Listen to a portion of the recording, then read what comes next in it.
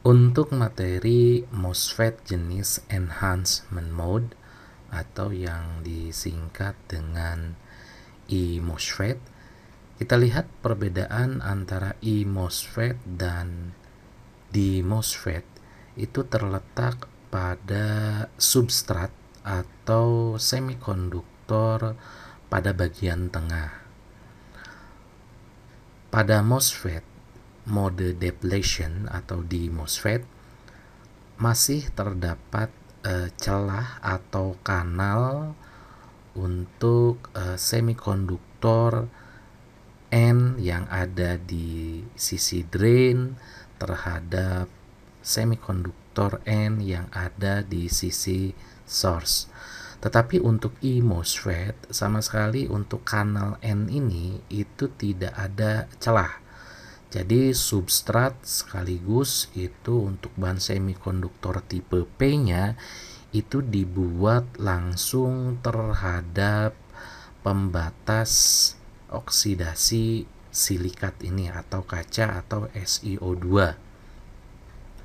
Nah, sehingga ketika kita melihat berapapun besar yang ada pada G terhadap S, atau boleh kita katakan pada saat G terhadap S kita buat sama dengan tegangannya 0, maka berapapun besar tegangan pada sisi drain terhadap source, maka arus dari drain ini tidak akan lewat ke sisi terminal source karena penuh oleh bahan semikonduktor tipe P, artinya di blok.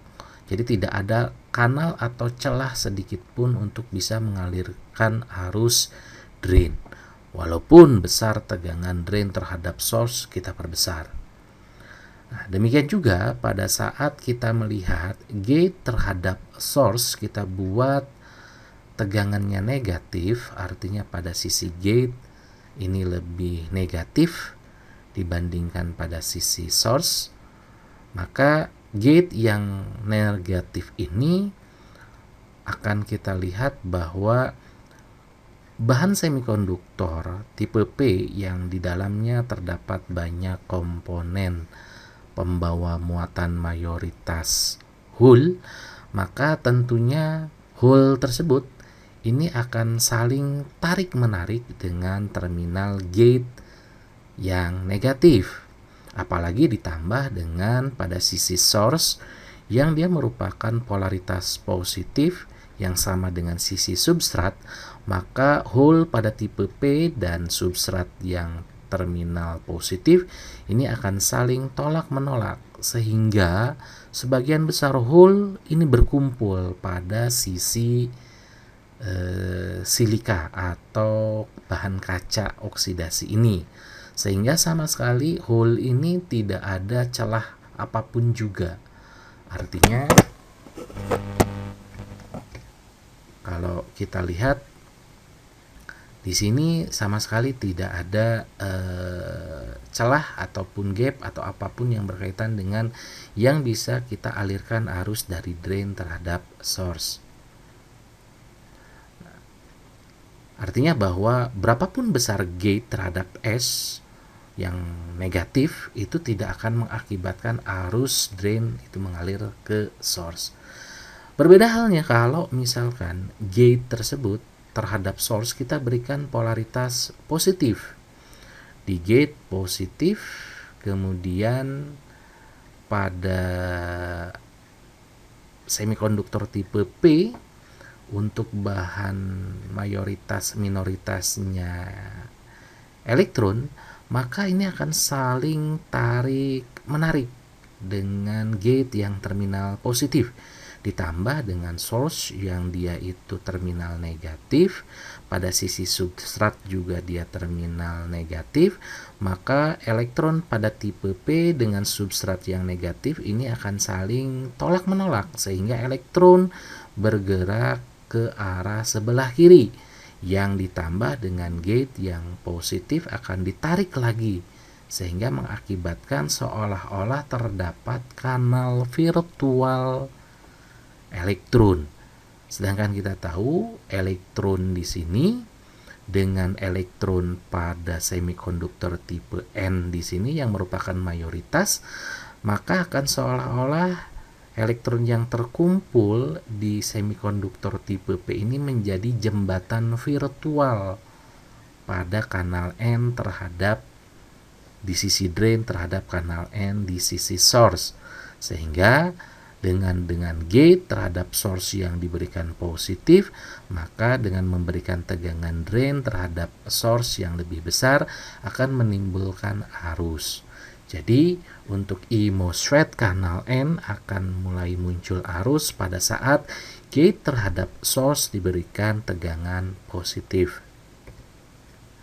Nah, kita lihat dari kurva karakteristiknya. Kita lihat bahwa horizontal adalah tegangan DS, vertikalnya adalah arus drain. Jadi tegangan pertama kali pada saat diberikan di GS yang mengakibatkan munculnya arus drain itu kita sebut sebagai tegangan GS threshold atau tegangan pinch off. Jadi adalah tegangan minimal yang diberikan pada MOSFET untuk jenis E-enhanced tersebut yang baru menimbulkan arus drain.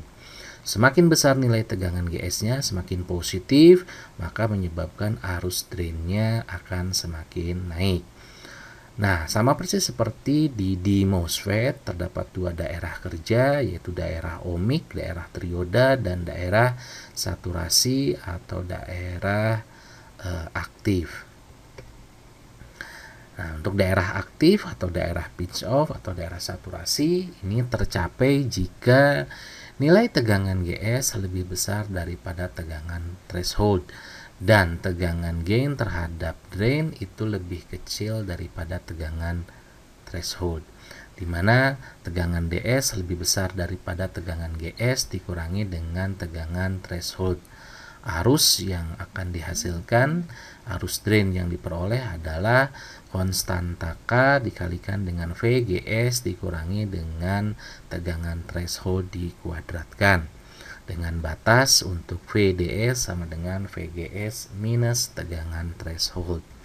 Sedangkan untuk daerah ohmik atau daerah trioda atau ini syarat terutama itu adalah tegangan GS lebih besar daripada tegangan threshold untuk saluran yang terinduksi dan tegangan GS lebih besar dari tegangan threshold untuk saluran yang kontinu, di mana tegangan DS itu lebih kecil daripada tegangan GS dikurangi tegangan threshold, di mana untuk mencapatkan arus drain itu diperoleh dengan persamaan K dikalikan dengan 2 dikalikan dengan tegangan GS dikurangi tegangan threshold dikalikan tegangan DS dikurangi dengan tegangan DS yang dikuadratkan, di mana konstanta K itu adalah sama dengan setengah mu N C oxide dikalikan dengan W dibagi dengan L, di mana mu N adalah mobilitas E di saluran terinduksi, sedangkan C oxide adalah kapasitansi persatuan luas kapasitor gate ke saluran dengan silikat sebagai dielektrik, dengan L panjang saluran dan W adalah lebar saluran. K tersebut bisa kita gantikan dengan menggunakan GM, di mana GM sama dengan 2K dikalikan VGS dikurangi dengan tegangan threshold. Berikut adalah simbol MOSFET untuk jenis enhance. Ini adalah kanal N, di mana kita melihat bahwa tanda panah arahnya masuk ke bodi transistor tersebut, sedangkan untuk kanal P tanda panahnya itu keluar dari bodi atau badan dari transistor tersebut. Untuk membedakan e-MOSFET dan d-MOSFET, pada gambar tengah kalau untuk d-MOSFET itu tidak ada garis putus-putus, sedangkan untuk e-MOSFET itu adalah gambar yang terputus-putus. Dengan sisi sebelah kiri gate, source itu adalah pada terminal yang ada tanda panah, sedangkan satu lagi adalah sisi pada sisi drainnya.